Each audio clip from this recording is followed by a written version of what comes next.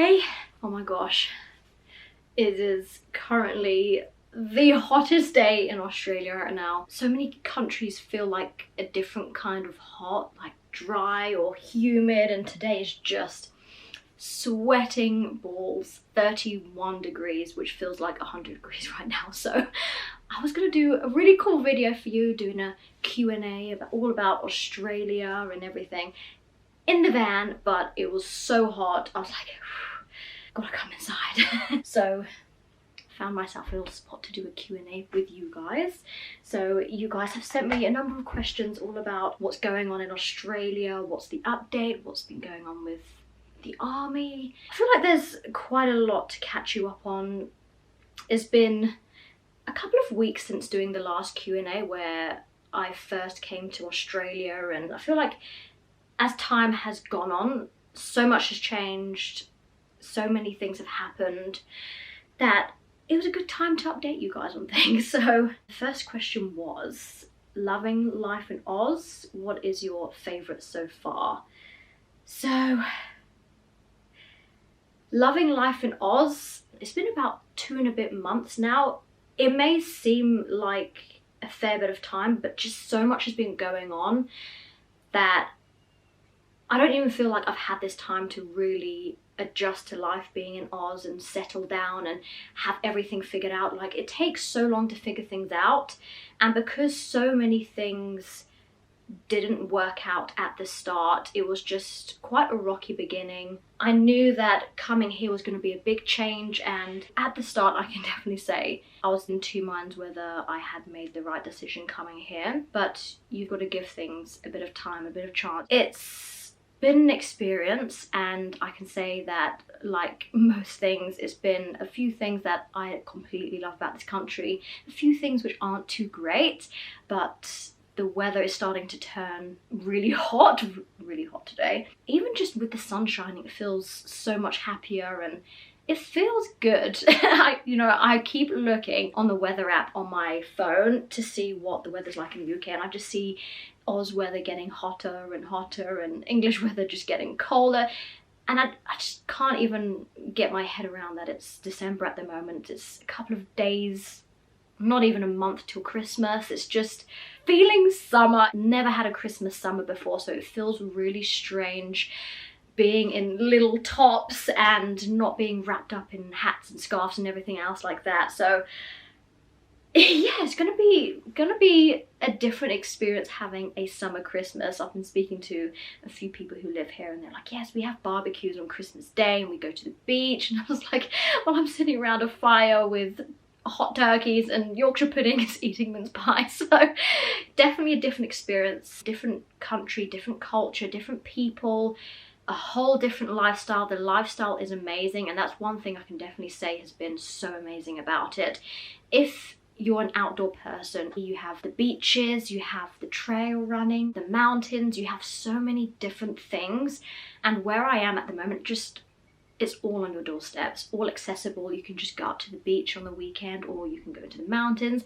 It's so accessible. It feels like freedom being here, which is such a good feeling, especially when you really appreciate the outdoor life, and there's so much of it here. The animals here are amazing too. There's so many different creatures and things that want to eat you. When I first told you guys that I was going to Australia, so many people messaging me saying, but what about all the spiders and the deadly things and all the things that want to eat you and all of that? I feel like when you are living here, it's a bit different than an outsider coming in, because you just learn to live with it, and it becomes normal here. Being in the house and everything, I didn't really know what to expect. I've seen videos on social media where there's snakes in the toilet and things. I've only seen one poisonous spider, and it's just things that you have to be a bit careful of, and you need to know how to deal with snake bites and what to do in certain situations, and just being more aware of your surroundings, especially me being into trail running and being in the bush in the middle of nowhere. You're more prone to those kind of things. So it's just being aware of what's out there and how to deal with certain situations. But apart from that, It's been really good. I haven't had to deal with any of those situations just yet. Haven't seen a shark. Still a bit wary about going in the water, especially being on a surfboard and dangling the feet and not knowing what's at the bottom is still it's still on my mind when I go surfing. But you know, all of those things, it is completely outweighed by the good things being in Australia. So definitely starting to love being here. So going on to the next question, will you stay permanently? So kind of linking to what I just spoke to you guys about, I think it takes time to really know if this is the place to be, especially moving country and being so far away from home. You know, when I first booked my ticket to come on to Australia and I told my family, look, I'm gonna go, they all said how far away it is and, you know, how much we were gonna miss each other and all of that. And what I said was, I'm only a Netflix series away, because technically I know so many people who sit down and watch Netflix series for 27 hours for days. So just to make things feel a bit better, I try and make it seem less than it actually is, because 27 hours on the plane was a long way. It was a very long way. So staying here permanently, it definitely depends on how things go in the next few months, because things still aren't where they should be, like sorting out the visa, you know, to do with traveling and transport. There's still so much things to put in place that it's a bit of a big decision to make without being here for a few more months. I think maybe looking at 6 months to see where life is, how things are going. It's such an amazing place to be, but just visiting a place and coming to live in a country is completely different. With how things have gone, things have been enjoyable. There's been a lot of adventures, so much more outdoor life and adventure things like going canyoning. I did canyoning for the first time and abseiling for the first time a couple of weeks ago, and that was so much fun. Definitely learning how to conquer this fear of heights, and would love to learn how to rock climb outside and boulder. And there's so many things, so many cool things to do and to learn being here that I feel like I wouldn't want to go until I've made the most of being here. So definitely a big decision between just staying for a year or up to 3 years and moving here permanently. So it just depends on how things go. So question number 3 is difference in lifestyle to UK. So in the UK is a completely different lifestyle, because I was living in the centre of London, very busy, typical city life, lots of people. It's not so much of an outdoorsy life, but where I am now is outside of the city. It's in Sydney. It's more quiet, it's more countryside, there's trees and greenery everywhere. You have like I said to you guys, you know, you have the beach just up the road, you have the mountains up the road. It's a whole different lifestyle, and I don't really feel like you can really compare. Even looking where I am now, more of the countryside, comparing to where I am actually originally from. I was actually brought up in Surrey. I wasn't brought up in London. I went to move to London later down the line when I was at university. So I was actually brought up in the countryside. And even comparing the greenery to that, it doesn't compare to here. One thing I would say though is Australia to me feels a lot more relaxed. It feels like more of a chilled out life, still with the hustle and bustle and all of that in certain places. I just feel that vibe personally, and it's something which I really love. I always feel like life is supposed to be about enjoying things and doing things that you love, and yeah, certain environments can really bring that out. So number 4 is what is happening with the army. So the army, before I left for Australia, I told them that I was coming here. I wasn't sure how long I was going to be here for. So I just handed in my army IDs. I'm still in the army, but it's just so you don't take it out of the country, and they have it just in case you want to transfer over to a different army later down the line. It's just a safer thing to do. So that's what they did. And I signed some forms saying that I was going to be overseas for a couple of months up to a few years, or may stay here permanently. But I'm still in the British Army. I still keep in contact with them. I'm still a part of everything, just not the whole physical being there and attending physical drill nights. So what I have arranged with them is every couple of weeks, or when I can, is to do an online drill night when it is based online and do online learning that way. And so I'm still there and I'm still included in things.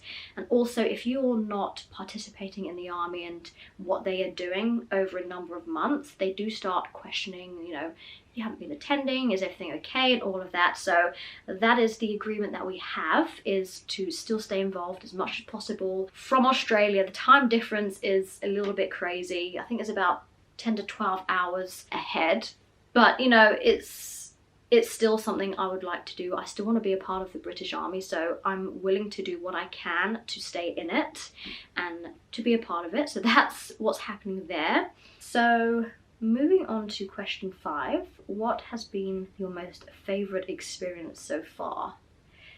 Ooh.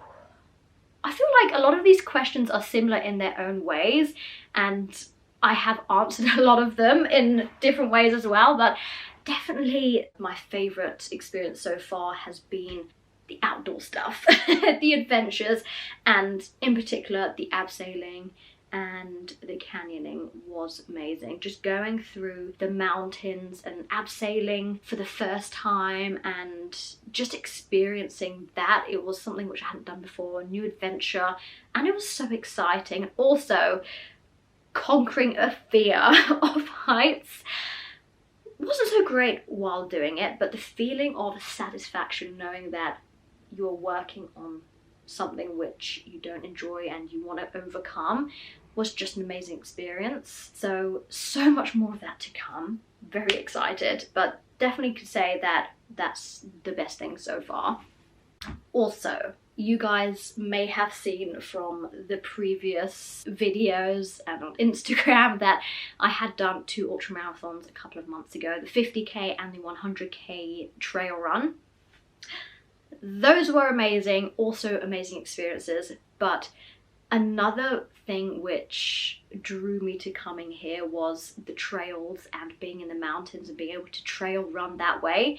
And doing trail runs and, you know, not having to run in London adds on to the amazing experience of being here. So moving on to the last question, do you miss your family and how are you dealing with things? So yeah, I really miss my family. I really miss them.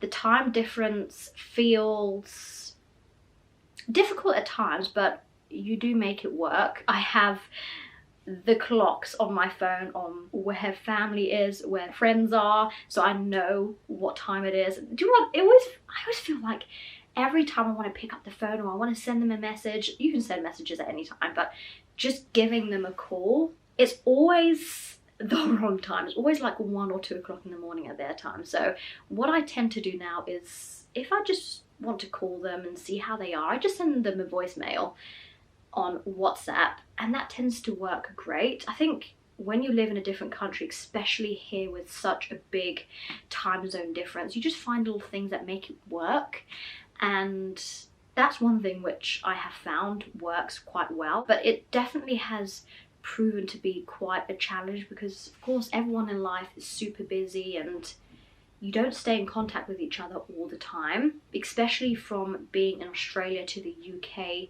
It's not as easy to communicate. Some family members are from the older generation, so they don't have things like WhatsApp, but no matter how busy the family is, we all know that we love each other and we think of each other, and when we can contact each other, then we do. And that's just kind of how things are working. It's definitely not as easy though, but you just do the little things that make it work. But just to update you guys on what's kind of happening now, I'm in that stage of finding a vehicle, so it's been really hard finding something actually. I thought I'd come here and have things sorted out a little bit quicker, but it takes so long. So what has happened recently is that I put down a deposit for a van, and you know, it was literally everything that I was looking for, and it took so long to find. Went to go and view it. I'd viewed about 20 other vans and it looked great. Booked an inspection, put the deposit down so someone didn't take it. And then the inspection came back really bad and they wouldn't give me the deposit back. So lesson learnt. So instead of looking for a van, I'm going to instead look at 4x4s, because in Australia, if you want to go to the more kind of remote areas, middle of the deserts, you know, just in the bush, you do need a 4x4. And then putting one of those rooftop tents. At the start, I was thinking, you know, a whole year in a rooftop tent, or in my position, a few months in a rooftop tent. I didn't know how it was going to be. Aussie heat, you know, not a lot of cooling systems, not a lot of fans. I didn't know how difficult it was going to be. So, but that is the plan at the moment, and things are moving along, and that's just super exciting. Also planning all sorts of different adventures and different trips. So everything's feeling really good at the moment. A lot going on, which is super exciting. So that is kind of the update for you guys. So I hope you guys have had a good week. I hope things are going okay with you, and I'll see you guys soon.